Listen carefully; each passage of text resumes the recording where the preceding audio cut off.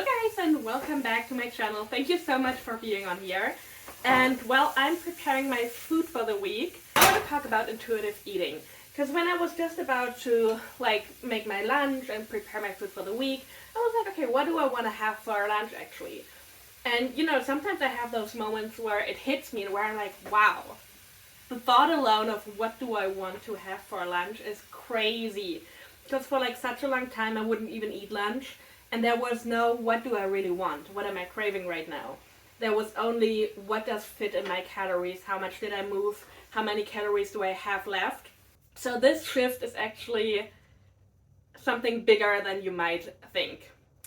When we talk about intuitive eating, it's often seen as the ultimate goal, which I can understand. I mean, the idea of eating intuitively, giving your body what it needs, and not restricting is amazing.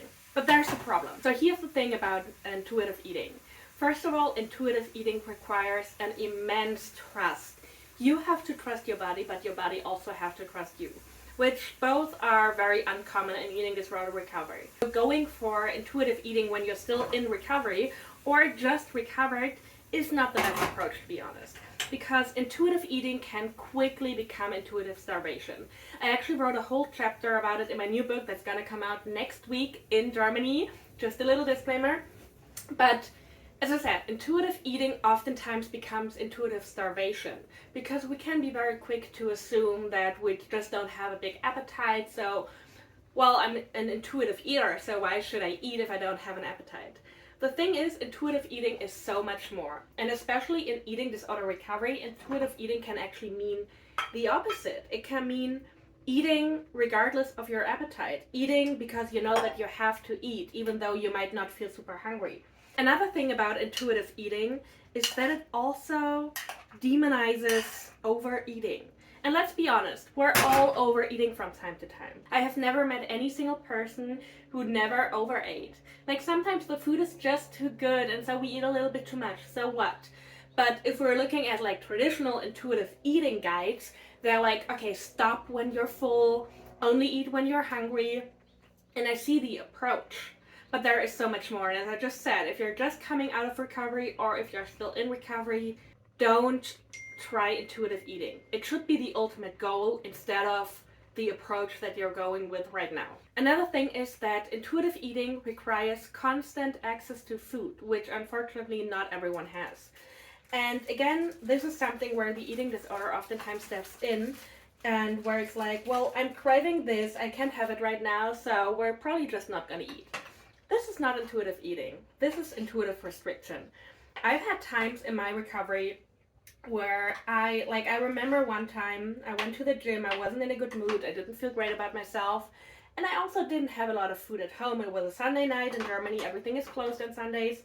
So I was like, well, I'm not that hungry, I'm actually not feeling good anyways, and I don't have the food I would crave at home, so why am I not skipping dinner?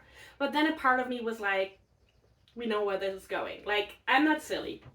So I ended up meeting a friend and we got fries, which was the best I could do back then because I made myself eat even when the disordered part of me was like, well, it's intuitive eating and let's just skip this because it's so intuitive, right?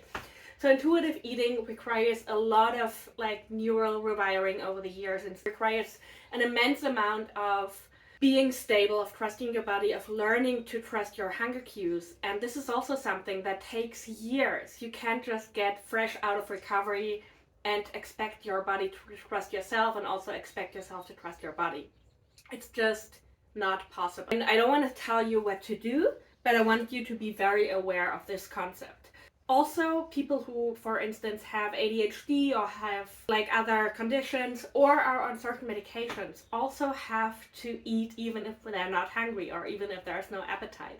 Intuitive eating sometimes is to force feeding yourself, even if the word sounds horrible, but force feeding yourself can be the healthiest way to do because we all need food, actually way more than many people think.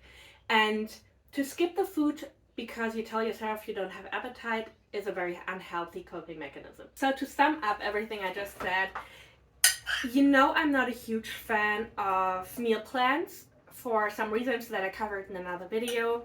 but it's completely fine to follow a meal plan for some time as long as you see it as a minimum, not as a maximum. If you're in recovery from an eating disorder, your meal plan will always be a minimum. There is no maximum. There is no maximum. I don't care what any doctor tells you, what any psychologist who's not really trained tells you, there is no maximum. So there is nothing wrong with relying on a meal plan for like quite some time. And if you want to become an intuitive eater, you will have to force feed yourself for some time, just so that your body can trust you enough to like send out hunger cues when it's hungry and to not suppress any of those cues. Also, our hunger cues have a lot to do with our hormones, and when we just come out of an eating disorder, oftentimes our hormones are like heavily imbalanced. So make sure that your hormones are in order, that your blood work is good, and that you've done a good amount of neural rewiring before you proceed to try to become an intuitive eater. Say I'm an intuitive eater, I would say maybe 90%, 85 to 90%. I became very, very good at like eating what I'm craving and giving my body what it needs. But I also have the thing where I like hyperfixate on a certain food and then I eat it like for weeks. I think that's something like very common. I also still have my days where I feel like I should get more protein in, and then I like go for the protein instead of the fries or whatever. I'm still working on it, but I'm pretty close to becoming an intuitive eater, and it's 100% more intuitive than anything I have done in like 10 years of restriction, because when you restrict, you're not intuitive. If you find yourself binging, or if you find yourself being in extreme hunger, or in healing hunger as I like to call it, it's more intuitive than restricting, but in the end, it is giving your body what it needs to heal first. So to sum it up, you actually have to do quite some healing. It's more than fine to rely on a meal plan for some while. Don't focus too much on becoming an intuitive eater, because honestly, if you heal, you will become an intuitive eater without even trying. But don't focus on it. Focus on your healing, focus on your neural rewiring, focus on refeeding no matter what weight you're at. I'm not just talking to people who are quote unquote underweight, I'm talking to everyone. So focus on that first, and the intuitive eating part will come by itself. So I hope this helped. I'm gonna eat my food now, and I will see you guys in the next one.